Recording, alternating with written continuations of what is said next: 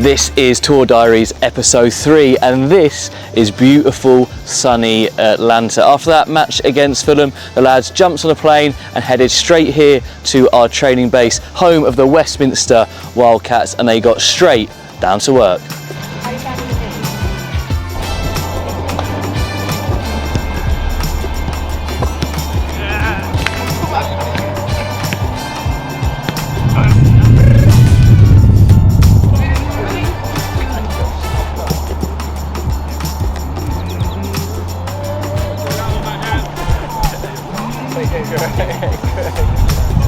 Last one, just sticking control. Hit a good rep and then oh, you got it! Right on 5, 6, 7, 8, 9, 10, 11, 12, 13, 14, 15, 16, 17, better, 18, 19, 20, keep going, 1, 2, 4. Yes, Aaron, the right idea, Noe. Get that ball away. 1, 2, yes, Aaron, 3, 4, 5. Ball out. Go on, Yamo. Good finish, Josh. And we come. Block. Close your legs. Here we go. Quick. Love it, Bob. James, nice to start off. Nice one. Aaron, shoot the mannequin. Mannequin right there, just distraction. Let's go, Go down. Speed. Yeah. Let's go. Angle. Keep trying. Yes! That one. Finish, Josh. Go. Other side. Let's go. Outside. Be lively. On the finish, Josh. Let's go.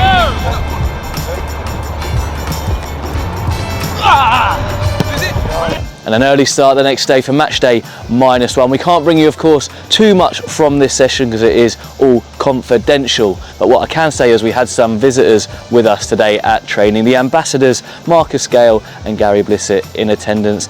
And we also had a very special guest with us today. Thanks to Premier League Make-A-Wish, Brentford fan Paul, who has had some health issues over the last few years, was able to come down to training, meet some of the lads, and also head coach Thomas Frank. In 2021, I became very sick. I had an undiagnosed illness.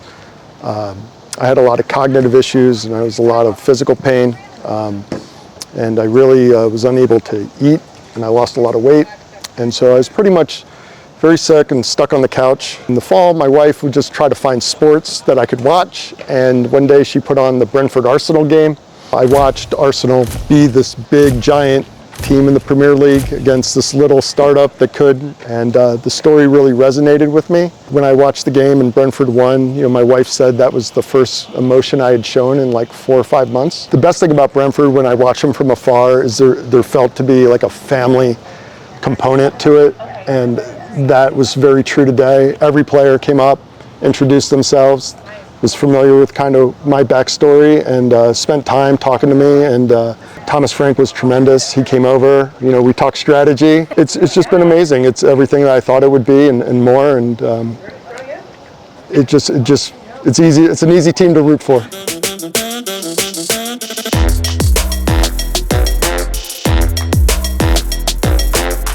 We're just off to a brewery to meet some fans. They don't know it's us two that are coming. Hopefully they're excited to see us and hope it's a good time. Yeah, it's great.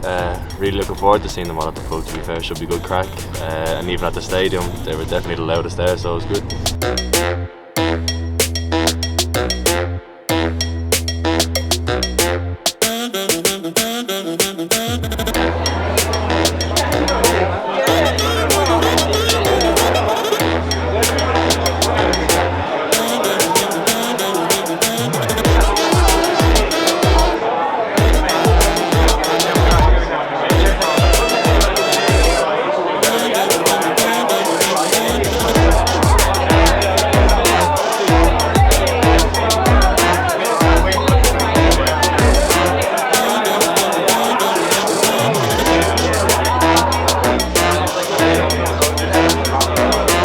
I just popped into the fan event to see few of our domestic and supporters from over here. How was it?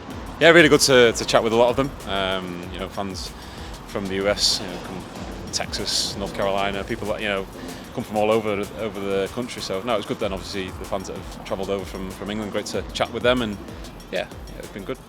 Nathan, when like you guys are out on a trip like this, I imagine you're kind of in the bubble a lot of the time, and even I guess when we're back home as well, don't kind of see these kind of events going on match day. So how good has it been for you to come out and see what kind of goes on around a match day? No, I really enjoyed it. It's not something you get to do a lot and meet the fans there on a personal note, you know, and you get them from all around the place, which is a lovely thing to see, and lovely to, you know, how they found Brentford, how they come to support them and stuff like that. But no, it was an unreal experience. These are the moments like I'm sure you guys had growing up, coming in and seeing professional footballers and like your heroes, and it's kind of makes you want to love the club more, or even like start supporting the club for some of these kids. Yeah, definitely. It's these moments that you know, you feel connected to the club, and you know, creating that sort of community feel, and this club's certainly very good at doing that. So yeah, it was great to meet them. Hopefully they enjoyed meeting us as well.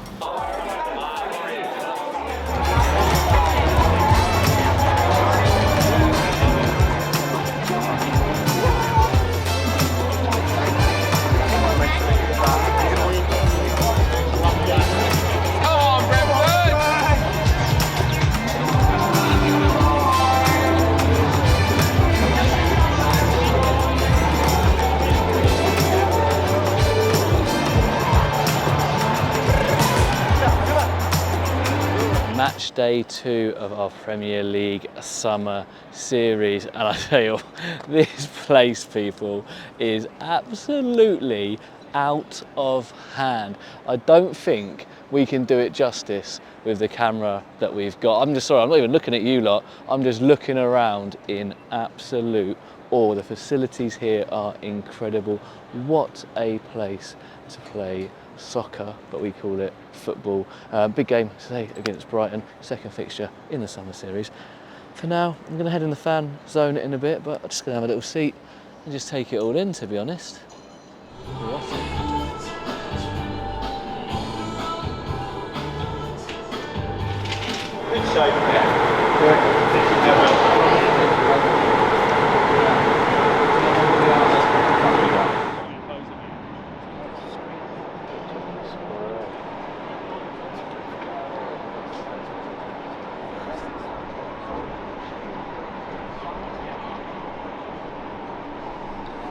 Look who has arrived.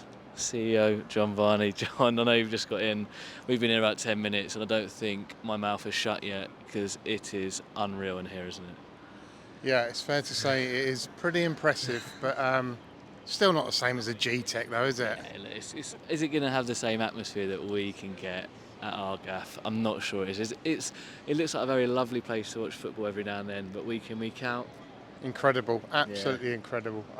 With the roof closed, but the greatest delight of this, for 2.5 hours we're actually going to feel quite cool, which I can't say the rest of the trip's been like that, but it looks good.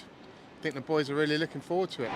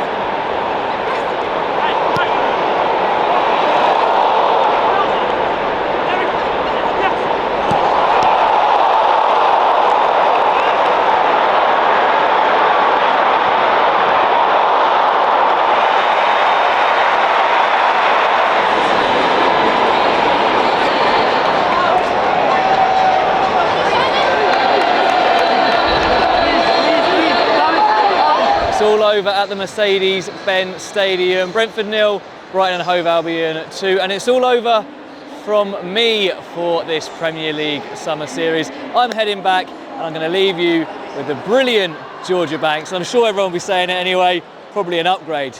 And talking of upgrades, I need to go and speak to John Varney about my flights. See you later.